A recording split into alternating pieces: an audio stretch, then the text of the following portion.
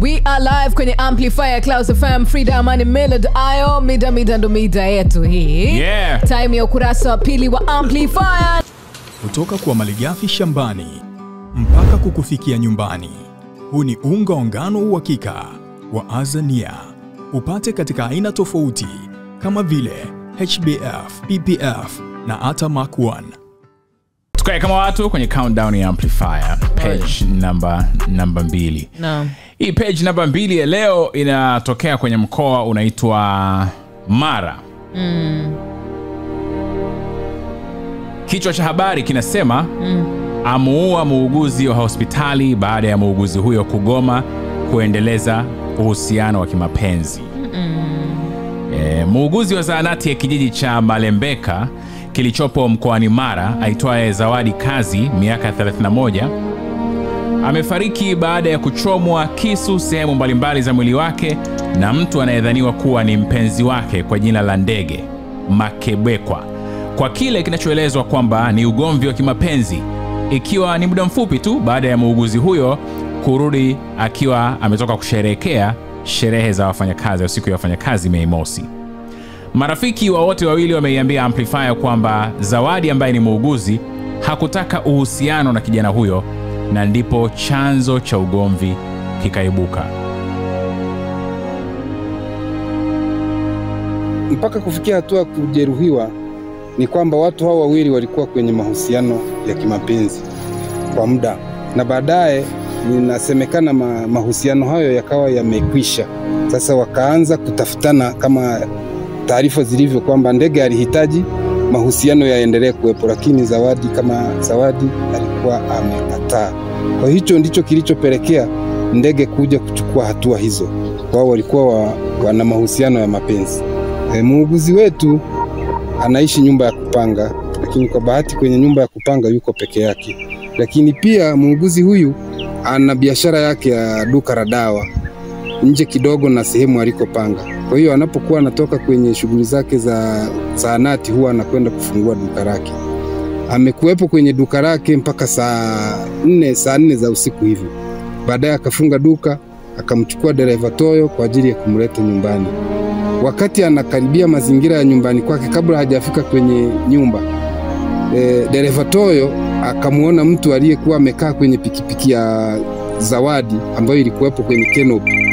Sasa wakati wanakaribia kufika kwenye pikipiki ile, Zawadi akagundua kwamba aliyekuwa amekaa kwenye pikipiki ni Ndege ambaye hakuwa naye na mahusiano karibu kama miezi 5 iliyopita. Lakini Ndege huyu alishamtangazia nesi kwamba mimi nitakuua. Sasa baada ya kumkuta kwenye eneo lile, nesi akahofu kwamba yawezekana huyu amekuja kutekeleza kile alichoniahidi. Akamuomba dereva Toyo, geuza pikipiki tuondoke. Sasa wakati dereva Toyo anageuza pikipiki, pikipiki ile haikugeuka kwa wakati kama walivyotaka.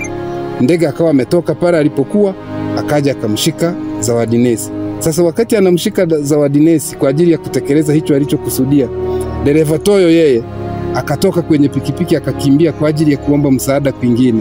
Sasa wakati anaenda kuomba msaada, wakati watu wa kutoa msaada wanakuja, wakakuta tayari Ndege ameshatekeleza kile alichokuwa amekusudia na amekimbia. Same. Maskini mama. Tunao pia baba mzazi, na huyu ni baba mzazi wa Ndege Makebe, ambaye inaelezwa baada ya kufanya kitendo hicho baadaye alikutwa amejinyonga. Rando ni mzazi wa marehemu Ndege Makebe. Nakumbuka jana majira ya saa 3:30 nimetoka senta kwenye banda la mpira, nikakutana na marehemu Zawadi Kazi. Amenisalimia, baadaye akaniaga akaondoka kwenda kwake. Nimeondoka, nimeenda nyumbani kwangu, nimefika nimelala. Majira ya saa 4 kasoro nimepigiwa simu kwamba una taarifa gani. Nimepigiwa simu na bwana Nyarutimba Kisika. Kamwambia sina taarifa zozote. Kaniambia nasikia kijana wako amemuua Zawadi. Nikasema mimi sijui. Baada ya kupokea ile simu nikakata, basi nikatoka nje. Nilipotoka nje nikasikia kuna yowe zinapigwa maeneo ya Zawadi. na watu wanalia. Basi niliongozana mke wangu hadi kwenye tukio. Kweli nikashuhudia Zawadi ameuawa na ndege. Basi marehemu amebebwa, amepelekwa mochwari. Sisi kama wana kijiji na familia tukaondoka kuja kulala ili tuamke kwa ajili ya tukio la kumtafuta ndege leo. Nimeondoka saa 11, nimekuja hadi kwa ndege kuangalia familia ya ndege ambayo ni mke na watoto, nimekuta hawapo. Nikampigia mdogo wangu simu, akaniambia nimeongea nao usiku kwamba wamekimbilia kwa mzee mmoja anaitwa Mashoka, ni jirani yao. Nikaondoka hadi kwa Mashoka, nikakuta mkamwana yupo na watoto.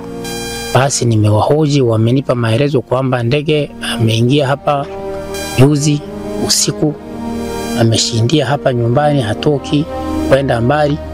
Jana jioni ndio amemwambia mwanamke nipikie, nataka kwenda senta kupasha simu yangu. Yeye amempikia, amekula, ameondoka kwenda senta kupasha simu, lakini haikuwa kupasha simu, kumbe alikuwa na tukio lake. Sasa kipindi ananieleza kunaendelea kupambazuka kidogo, wakaja vijana wangu wawili na kijana mmoja anaitwa Ngeye. Sasa wakafika wakatuambia kwamba tukio lingine limeshapatikana. Nikauliza tukio gani? Ndege naye amejinyonga. Basi tukaongozana na waliomkuta mpaka kwenye tukio. Kweli tukakuta ndege amejinyonga, na ndio tulionayo mpaka sasa hivi. Tunasubiria kesho tuzike. Kwa kweli nimesikitika sana, mpaka sasa hivi unaona sina hata nguvu hata kidogo. Maana waliokufa wote tuseme ni watoto wangu, nilikuwa nawapenda sana. Sikia tu kwa watu. Na chanzo inaelezwa cha ndege kufanya au kutekeleza mauaji hayo ni wivu wa kimapenzi, ambapo Zawadi alishamwambia mimi sitaki kuendelea na yeye. Zawadi alishamwambia yeye hataki kuendelea na yeye, lakini pia inasemekana kwamba Zawadi alikuwa kwenye uhusiano wa kimapenzi na mtu mwingine. Yes. Lakini kumbuka hapo, si unajua wamesema hapo ilikuwa ni miezi 5 wameachana, muda mrefu kabisa. Yeah. Rest in peace. Hiyo ni hesabu ya Amplifier kwenye page namba 2.